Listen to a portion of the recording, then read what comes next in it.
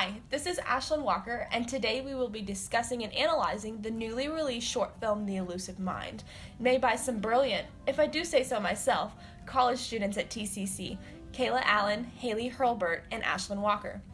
This short film was influenced by the Season 8 episode 13 of Criminal Minds.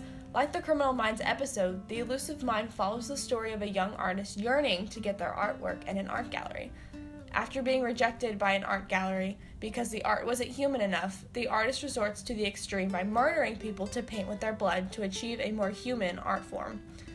In the short film, the directors and producers make several deliberate decisions about film angles, color, and music choices to convey the feelings of the main character and the idea that violence can be beautiful.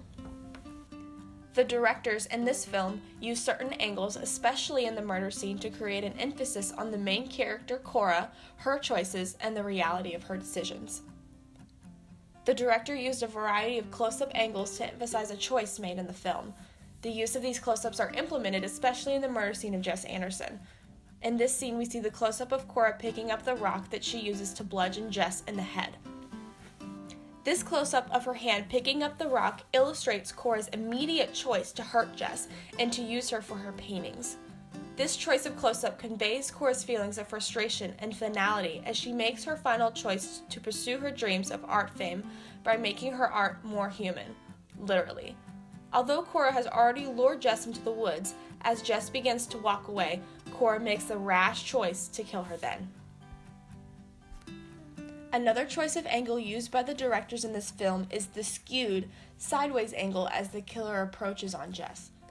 Another example of the skewed camera angle, which is actually called a Dutch tilt or a Dutch angle, is the movie Mission Impossible with Tom Cruise. In the movie, the scene flips back and forth between a variety of Dutch angles to give a mood of anxiety. The skewed angle in The Elusive Mind is the feeling that something isn't quite right as Cora makes her way towards the victim. The skewed angle illustrates the feeling of wrongness as Cora makes her choice to kill Jess and take her art to the next level to get into the art gallery.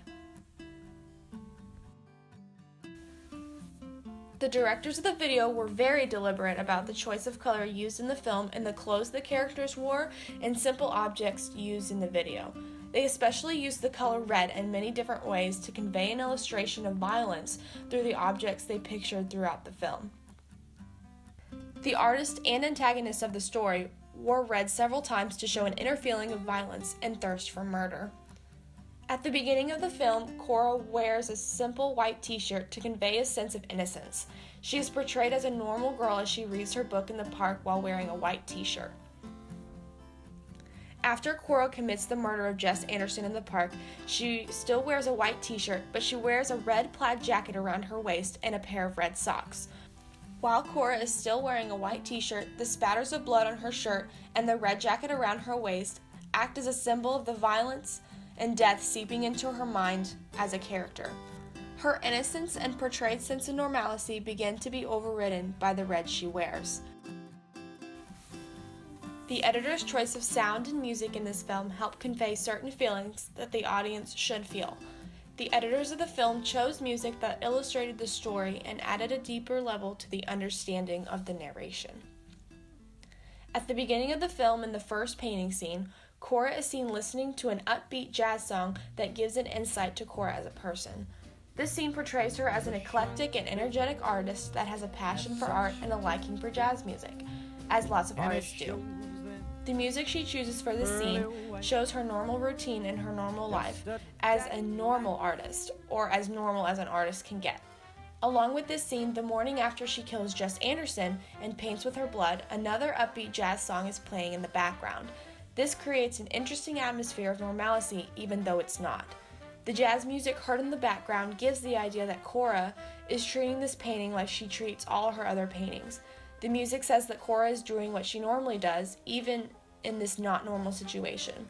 The contradiction between the music and the story creates an emphasis on Cora's actions and how she is handling what she has done. Another form of sound that the producers used in their film was silence. As a type of sound, silence can have dramatic actions to a scene. In the film, we see that silence is used several times in an effort to create an uncomfortable atmosphere in the film. In the scene where Cora is arrested by Detective Smith, the detective takes a minute to assess Cora's studio and crime scene. In this scene, when she's looking around, there is silence. Only the sound of the detective's breathing and movement can be heard. This silence affects the scene first of all by creating a difference between what the studio used to be and what it is now. When Cora was in her studio, music was always playing, usually jazz music. But now that Cora has been arrested, the music is gone and she has been caught. Her dreams of painting and getting her art in the gallery are gone, and so is the music.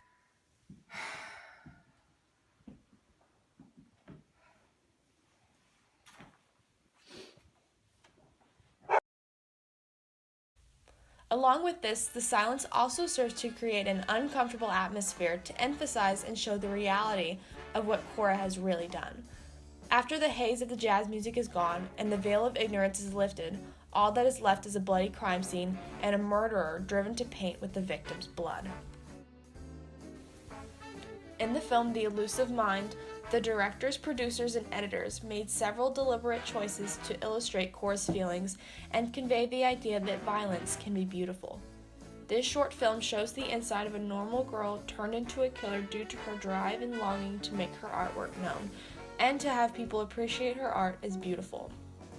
Cora realizes how beautiful violence can be as she takes her art to the extreme. In the end, although Cora was caught, she succeeded in making her art known due to the media, as the news tells her story and shows her artwork. In the end, Cora got exactly what she wanted. Now everyone can see her art, appreciate it, and see how beautiful murder can be.